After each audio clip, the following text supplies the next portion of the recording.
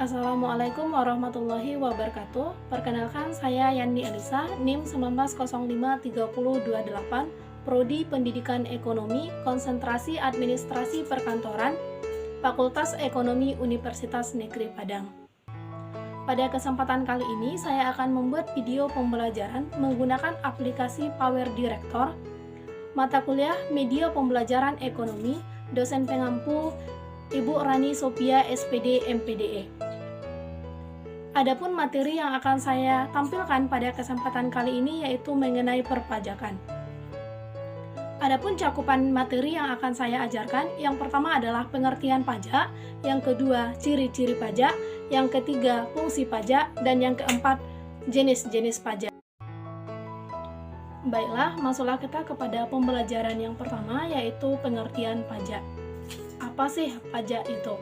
Pajak adalah kontribusi wajib kepada negara yang terutang oleh orang pribadi atau badan yang bersifat memaksa berdasarkan undang-undang dengan tidak mendapatkan imbalan secara langsung dan digunakan untuk keperluan negara sebesar-besarnya untuk mencapai kemakmuran rakyat.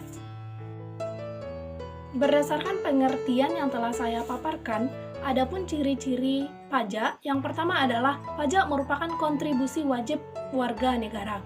Artinya, setiap orang memiliki kewajiban untuk membayar pajak yang berlaku untuk warga negara yang sudah memenuhi syarat subjektif dan syarat objektif, yaitu warga yang memiliki penghasilan melebihi penghasilan kena pajak atau PTKP.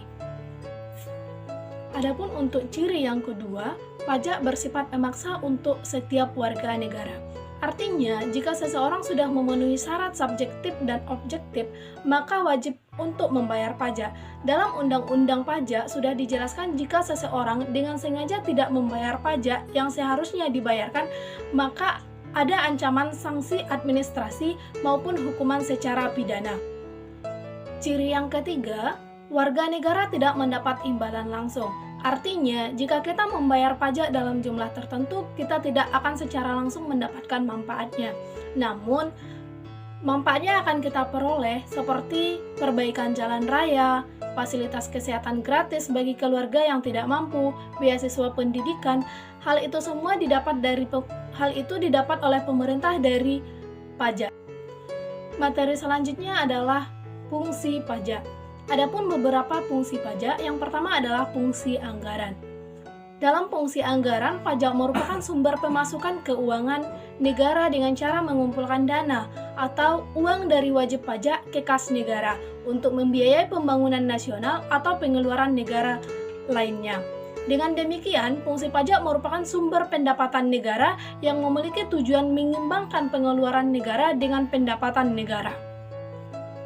Fungsi yang kedua adalah fungsi mengatur. Pajak merupakan alat untuk memaksa atau mengatur kebijakan negara dalam lapangan sosial dan ekonomi. Fungsi mengatur tersebut antara lain, yang pertama adalah pajak dapat digunakan untuk menghambat laju inflasi. Yang kedua, pajak dapat digunakan sebagai alat untuk mendorong kegiatan ekspor seperti pajak ekspor barang. Yang ketiga, pajak dapat memberikan proteksi atau perlindungan terhadap barang produksi dari dalam negeri, contohnya pajak pertambahan nilai atau pajak PPN. Dan selanjutnya, pajak dapat mengatur dan menarik investasi modal yang membantu perekonomian agar semakin produktif. Yang ketiga adalah fungsi pemerataan. Dalam fungsi pemerataan, pajak dapat digunakan untuk menyesuaikan dan mengimbangkan antara pembagian pendapatan dengan kebahagiaan dan kesejahteraan masyarakat. Yang keempat adalah fungsi stabilitas. Pajak dapat digunakan untuk menstabilitaskan kondisi dan keadaan perekonomian, seperti untuk mengatasi inflasi. Pemerintah menetapkan pajak yang tinggi sehingga jumlah uang yang beredar dapat dikurangi. Sedangkan untuk mengatasi kesulitan ekonomi atau deflasi, pemerintah menurunkan pajak sehingga jumlah uang yang beredar dapat ditambah dan deflasi dapat diatasi. Materi yang keempat yaitu mengenai jenis-jenis pajak. Ada beberapa jenis-jenis pajak yang dipungut oleh pemerintah ke masyarakat atau wajib pajak yang dapat digolongkan berdasarkan sifat, instansi pemungutan, objek pajak, serta subjek pajak. Yang pertama adalah jenis pajak berdasarkan sifat. Berdasarkan sifatnya, pajak dikelompokkan atau digolongkan menjadi dua jenis. Yang pertama adalah pajak tidak langsung dan pajak langsung. Pajak tidak langsung adalah pajak yang hanya diberikan kepada wajib pajak bila melakukan peristiwa atau perubahan tertentu. Sehingga pajak tidak langsung tidak dapat dipungut secara berkala, tetapi hanya dapat dipungut bila terjadi peristiwa atau perbuatan tertentu yang menyebabkan kewajiban membayar pajak. Contohnya adalah pajak penjualan, pajak barang mewah atau PPNBM, di mana pajak ini hanya diberikan bila wajib pajak menjual barang mewah. Yang kedua adalah pajak langsung. Pajak langsung merupakan pajak yang diberikan secara berkala kepada wajib pajak berdasarkan surat keterangan pajak yang dibuat oleh kantor pajak. Yang kedua, jenis pajak berdasarkan instansi pemungutan. Berdasarkan instansi pemungutannya, pajak digolongkan menjadi dua jenis, yaitu pajak daerah dan pajak negara. Pajak daerah bisa juga disebut dengan pajak lokal. Pajak daerah merupakan pajak yang dipungut oleh pemerintah daerah dan terbatas hanya pajak pada rakyat daerah itu sendiri, baik yang dipungut Pemda tingkat 2 maupun Pemda tingkat 1. Contohnya pajak hotel, pajak hiburan, pajak restoran, pajak kendaraan bermotor, BPHTB, PBB, dan pajak daerah lainnya. Yang kedua adalah pajak negara. Pajak negara juga disebut dengan pajak pusat. Pajak negara merupakan pajak yang dipungut oleh pemerintah pusat melalui instansi terkait, yaitu DJP. Contohnya PPN, pajak penghasilan atau PPH, PPNBM, Bea Materai, PBB, perkebunan, perhutanan, dan pertambangan. Jenis yang ketiga adalah jenis pajak berdasarkan objek pajak dan subjek pajak. Berdasarkan objek dan subjeknya, pajak digolongkan menjadi dua jenis, yaitu pajak objektif dan pajak subjek. Pajak objektif adalah pajak yang pengambilannya berdasarkan objeknya, contohnya pajak impor, pajak kendaraan bermotor, bea materai, dan lain-lain.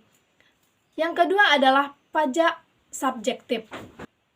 Pajak subjektif adalah pajak yang pengambilannya berdasarkan subjeknya, contohnya pajak kekayaan dan pajak penghasilan.